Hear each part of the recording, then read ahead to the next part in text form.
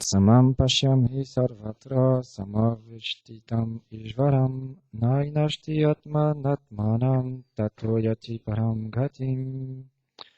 Celui qui voit le Seigneur Tout-Puissant demeurant de façon égale en tout lieu et en tous les êtres ne laisse pas son mental le dégrader. Ainsi, il atteint la destination suprême. Commentaire. Selon Srila Swami, celui qui perçoit le Seigneur suprême partout, en tous les êtres et en lui-même, ne peut agir de façon à se dégrader et à être une cause de dégradation pour les autres. Une telle personne, éclairée et qualifiée pour atteindre la libération de l'existence matérielle et la demeure du Seigneur, qui est la destination suprême. Mais celui auquel une telle vision fait défaut pense que le corps est son vrai soi et que lorsque le corps meurt, l'âme périt avec lui. À cause de cela, il se dégrade. Ignorant sa nature spirituelle, se prépare dans son existence prochaine à rencontrer une vie sombre.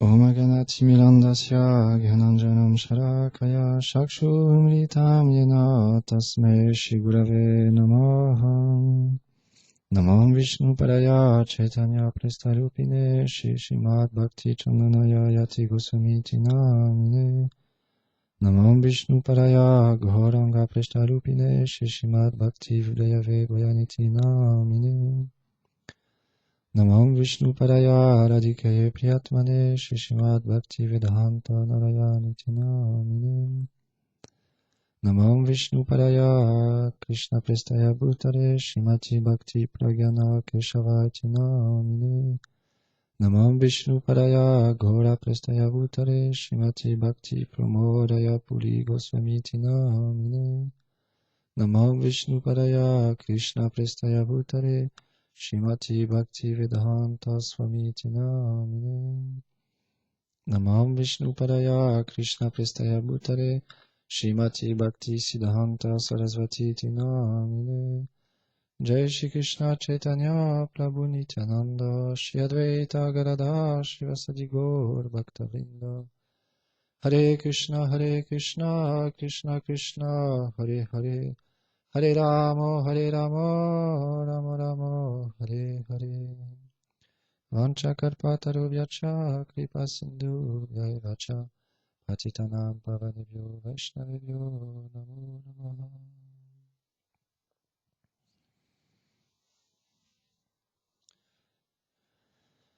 Srila Krishnadas Kaviraj Goswami, dans le Sri Chaitanya Charitamrita, il explique qu'après des millions d'existences, on passe à travers d'innombrables entités vivantes, et après des millions d'existences, on obtient cette forme humaine. Et parmi toutes ces formes humaines, il explique que c'est extrêmement rare de rencontrer un sage. Et parmi tous ces sages, c'est extrêmement rare de rencontrer un pur Vaishnava, quelqu'un qui a véritablement conscience de sa réalité suprême, sa relation éternelle avec le Seigneur Krishna. Et quand il explique, quand on obtient cette bonne fortune de rencontrer un tel Vaishnava, alors on doit courir et acheter ce qu'il a à nous donner, son cœur et ses enseignements, et développer un attachement pour cette personne, le servir avec amour et dévotion. À travers ce processus, graduellement, nous-mêmes, nous deviendrons remplis de cet amour, cette félicité. J'écoutais un Vaishnava qui expliquait, l'âme est faite de Satchit Ananda, connaissance, éternité et de félicité. Donc on aspire à ça puisqu'on est fait pour ça. Simplement, dû à notre condition matérielle, à nos attachements que l'on peut avoir avec ce corps ou avec des désirs de vouloir jouir des activités matérielles pour notre propre plaisir, on ne goûte pas pleinement à cette félicité. Mais quand, par le processus d'engager, chez Bhaktivedanta Narayana Goswami Maharaj, il explique d'engager tous ses sens au service du Seigneur Krishna. Quand on vient dans le temple, avec nos yeux, on contemple la merveilleuse forme de la déité. Avec nos bras, nos jambes, on fait du service, on va dans les lieux saints, on fait tellement d'activités avec tous les membres de nos corps. On écoute avec nos oreilles, on parle sur les enseignements que nous ont donnés nos maîtres spirituels, les textes sacrés. On parle sur Krishna, sur les Vaishnavas, sur les gloires de Vaishnavas. On chante le Mahamantra avec notre langue, notre bouche. On sent les doux parfums des fleurs, des encens qui ont été offerts aux déités. De cette manière-là, en engageant tous nos sens dans ce processus de service pour le Seigneur suprême, graduellement notre cœur devient purifié. Toutes les choses indésirables que l'on a dans le cœur partent. Les Vaishnavas les expliquent. Graduellement, ça s'amoindrit. Ça se stabilise. On peut se situer à la plateforme de la vertu et commencer à méditer. Commencer véritablement à prier et à se mettre en marche dans ce processus. Chez Bhaktivedanta Narayana Goswami Maharaj, il explique une merveilleuse histoire très instructive. Un jour, il y avait une petite souris qui était pourchassée par un chat. Et cette petite souris, elle a vu un sage qui méditait. Alors, elle l'a approché, elle a pris refuge complètement dans le sage et elle lui a demandé, s'il te plaît, toi qui es si miséricordieux, est-ce que tu peux m'aider de cette situation? Je suis sans arrêt pourchassé par ce chat. S'il te plaît, aide-moi. Alors le sage, rempli de compassion pour la petite souris qui avait pris refuge en lui, l'a transformé avec ses pouvoirs mystiques en chat. Alors la petite souris qui est devenue un chat est repartie. Après quelque temps, de nouveau, elle a été embêtée par un chien, cette fois-ci, et de nouveau elle est revenue voir le sage, et elle lui a dit, s'il te plaît, je suis encore dans une situation encore pire, maintenant c'est un chien qui court après moi, s'il te plaît, aide-moi de nouveau. Le sage de nouveau l'a aidé et l'a transformé en chien. Elle est repartie. Et la petite souris qui était devenue un chien, après quelque temps, elle est revenue voir le sage, excusez-moi, et elle lui a dit, cette fois-ci, c'est un tigre qui me court après, je suis dans une situation terrible. S'il te plaît, aide-moi. Alors le sage l'a transformé en tigre. Et là, c'est expliqué, la petite souris qui est devenue un tigre, elle a commencé à voir le sage comme son repas et à vouloir l'attaquer. Quand elle a essayé de s'approcher du sage, le sage, de nouveau avec un mantra, l'a fait redevenir une souris. Chez Bhaktivedanta Narayana Goswami Maharaj, il explique, nous ne savons pas quelle est notre destination future. Il explique le principe d'écouter le Harikatha sur les gloires de Krishna, de comprendre cette miséricorde spéciale qu'on obtient avec un corps humain, avec une possibilité, avec notre intelligence, avec notre cœur, de pouvoir comprendre les sujets des doux divertissements de Shishi, Galanita, Shishi Radha et Krishna et de tous leurs associés. Un animal ne peut pas. Bien que nous sommes passés par toutes ces phases d'entité vivante, au jour d'aujourd'hui, quand on a la possibilité de rentrer dans le temple, de faire un service pour le maître spirituel, pour la parampara, on devient extrêmement fortuné.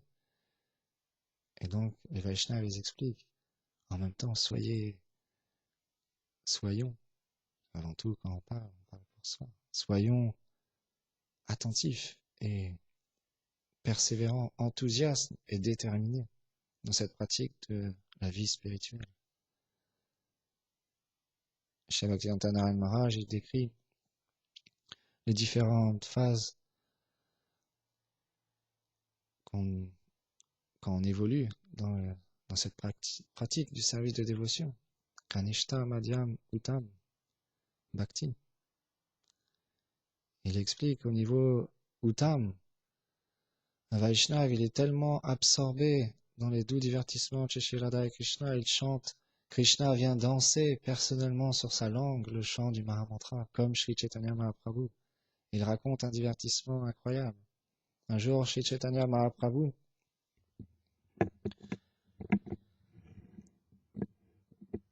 alors qu'il allait faire ses ablutions, ses besoins, il y avait un Vaishnav qui l'a aperçu. Un petit souci avec le micro. J'espère que je ne l'ai pas cassé de nouveau. Excusez-moi.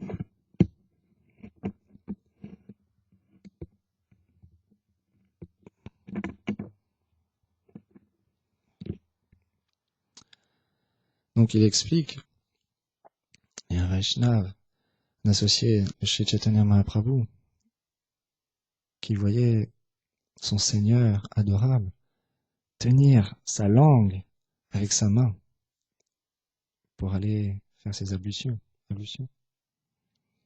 Il tenait très fortement sa langue. Et alors, son associé, il lui a demandé, il l'a approché. Pourquoi fais-tu cela? Je ne comprends pas.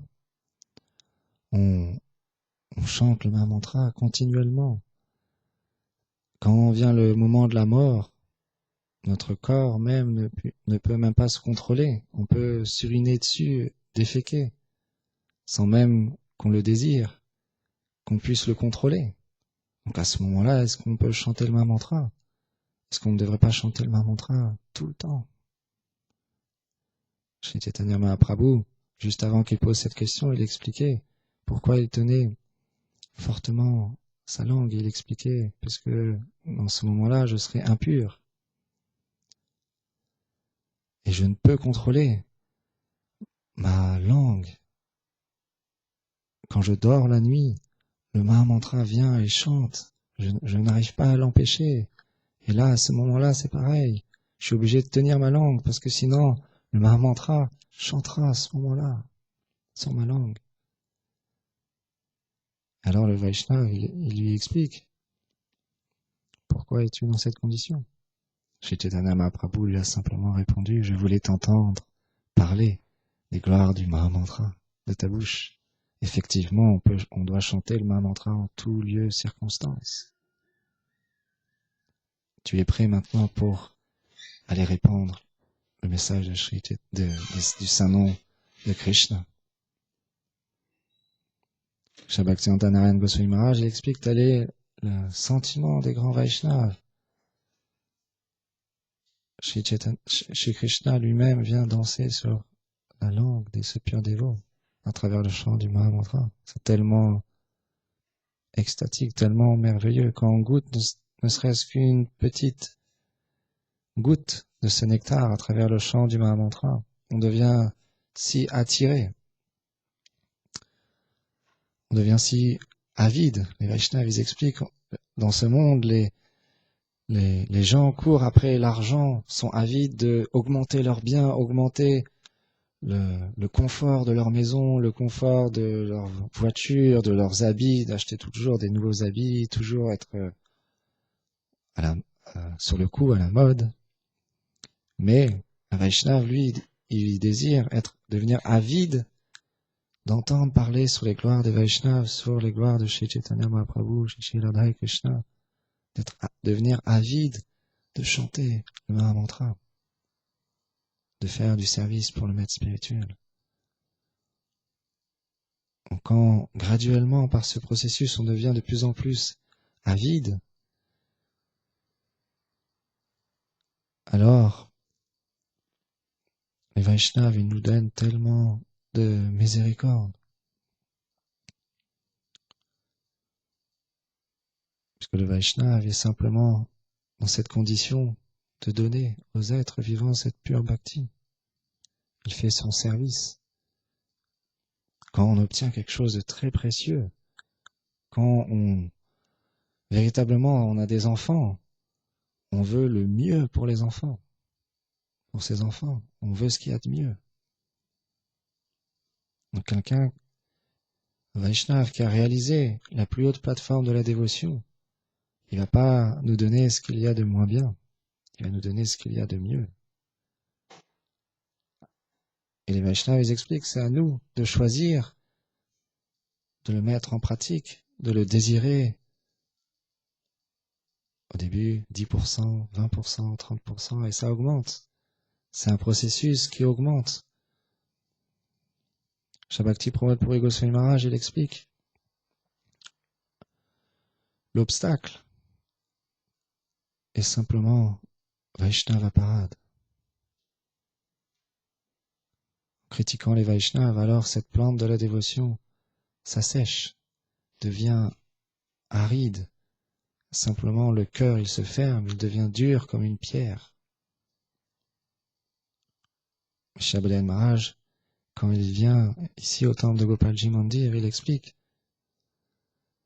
prêtez attention à l'étiquette Vaishnava, accueillez les Vaishnavas, servez-les avec respect, honorez les Vaishnavas. De cette manière-là, pourquoi les Vaishnavas nous enseignent cette pratique? C'est ce qui va faire grandir cette plante de la dévotion, qui va la nourrir à travers les paroles et l'association des Vaishnavas. Chez Bhaktivinoda Thakur, il explique, rien que voir un Vaishnav, ça nous purifie de tous nos péchés. Donc la puissance des Vaishnavas est quelque chose qu'il faut avoir foi et il faut devenir avide de cette association et de cette miséricorde. Chez Bhaktivinoda Thakur, il a composé un chant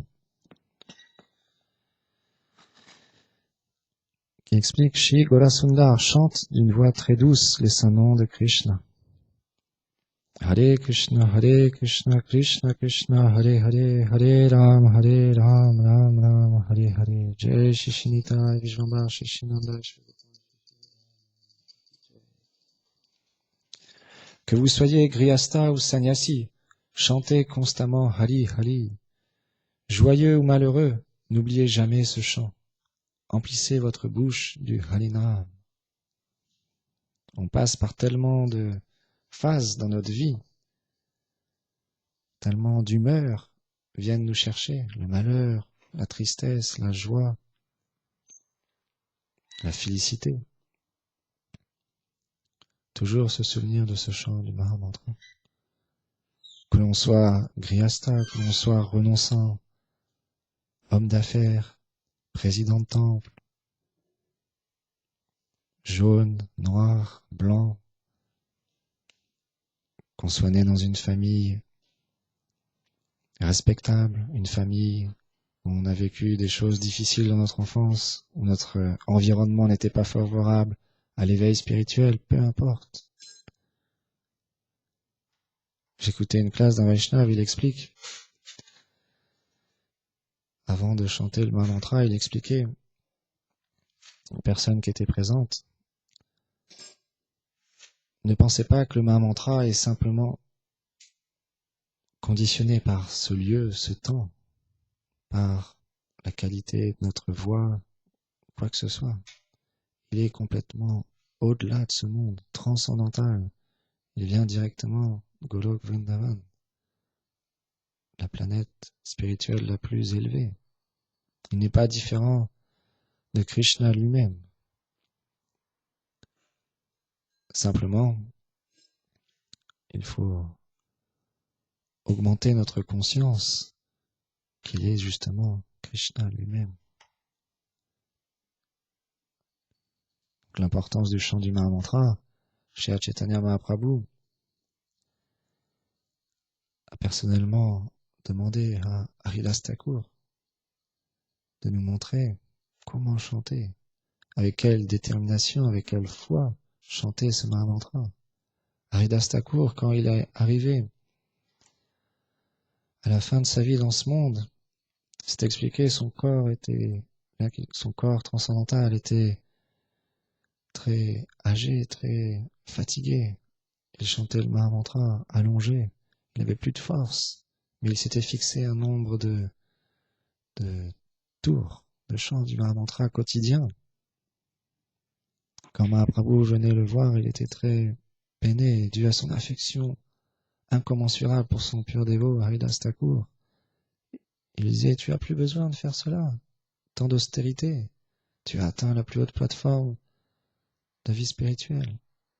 Un échange d'amour entre Haridas Thakur et Sri Chaitanya Mahaprabhu a eu lieu. Haridas Thakur, il avait un désir interne très profond. Il a demandé à Sri Chaitanya Mahaprabhu quand viendrait le moment de quitter son corps. Il voudrait que Mahaprabhu lui-même soit présent, qu'il voie les yeux pareils au lotus de Sri Chaitanya Mahaprabhu à ce moment-là. Et qu'il puisse chanter Gauranga, Gauranga. Sri Chaitanya Mahaprabhu est revenu avec tous les associés, un grand kirtan. On peut imaginer tous les associés de Mahaprabhu avec le Seigneur lui-même. L'extase est indescriptible, à part les purs dévots qui peuvent décrire une telle scène, quelque chose d'incommensurable. Mahaprabhu avec tous ses associés chantait, dansait le Mahamantra. Et Haridas Thakur, à ce moment-là, il avait le darshan de son très cher Gaurasundar et il chantait Gauranga, Gauranga. Il est parti. Mahaprabhu portait Haridas Thakur lui-même. Il tournait, il dansait d'extase avec tous ses associés. Tous étaient remplis de joie de voir à quel point Haridas Thakur avait obtenu la miséricorde de Sri Chaitanya Mahaprabhu. Ils ont fait toute une cérémonie en l'honneur d'Haridas Thakur, des chants, un festin, la cérémonie mise en samadhi. Tous les Vaishnavas étaient extrêmement comblés, heureux de voir l'affection qu'avait Sri Chaitanya Mahaprabhu pour Haridas Thakur. Les Vaishnavas nous expliquent de la même manière, on doit suivre dans les traces des associés éternels du Seigneur, on doit développer l'envie de voir nos frères et nos sœurs devenir des purs dévots. On doit être prêt à donner même notre vie, toute notre dévotion pour nos frères et nos sœurs, pour qu'ils deviennent qualifiés, pour qu'ils obtiennent ce trésor. Et nous, on deviendra comme un mendiant, implorant qu'ils nous donnent ce qu'ils ont reçu. L'envie doit partir au loin de notre cœur.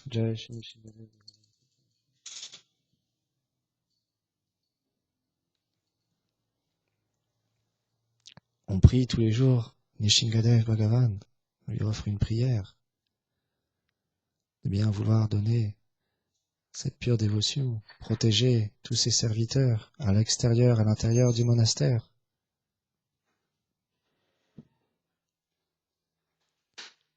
Et quand on honore les festivals comme l'apparition du Seigneur Nityananda, qui représente Guru Tattva,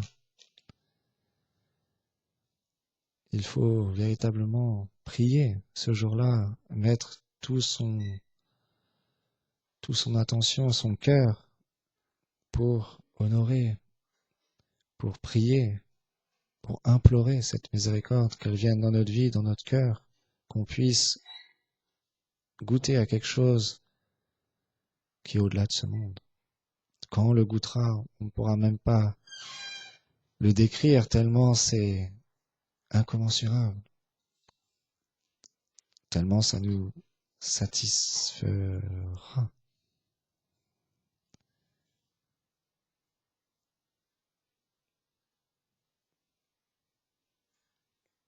Simplement, il faut le désirer intensément, être patient, ce merveilleux divertissement avec Maria Yashoda qui attache Krishna, Gopal.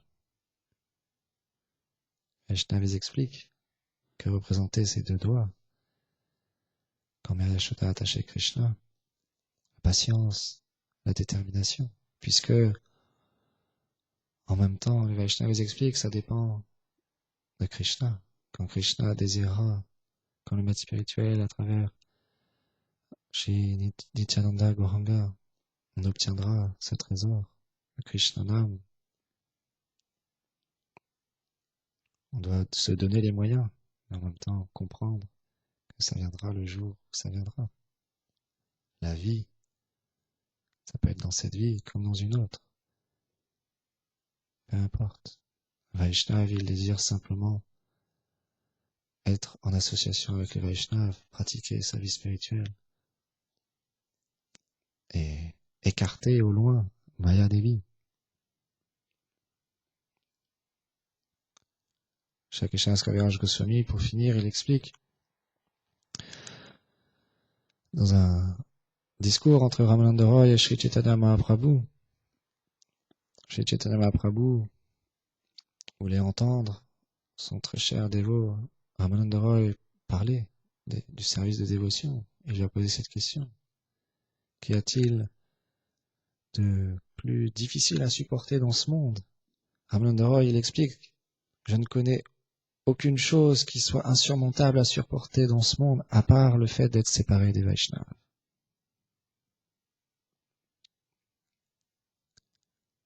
Il explique, manger et boire nous rendra heureux, simplement si l'on a soif et faim. La vie spirituelle nous satisfera simplement si on désire avoir une vie spirituelle. Sinon, on trouvera peu de goût. Donc, il faut augmenter le désir. Bhakti-Nandan Maharaj, il expliquait, il faut cultiver cette plante dans la dévotion. Il expliquait qu'il avait voyagé à travers le monde et qu'il avait vu le plus grand problème dans cette grande assemblée Gaudiya Vaishnav, c'est que les Vaishnavas, ils prennent peu d'attention à cultiver cette plante de la dévotion. Donc on désire devenir de bons jardiniers de cette plante de la dévotion à travers la miséricorde de notre parampara des Vaishnavas, un jour obtenir ce trésor, la pure dévotion. Oh, Premanande Hari Bol.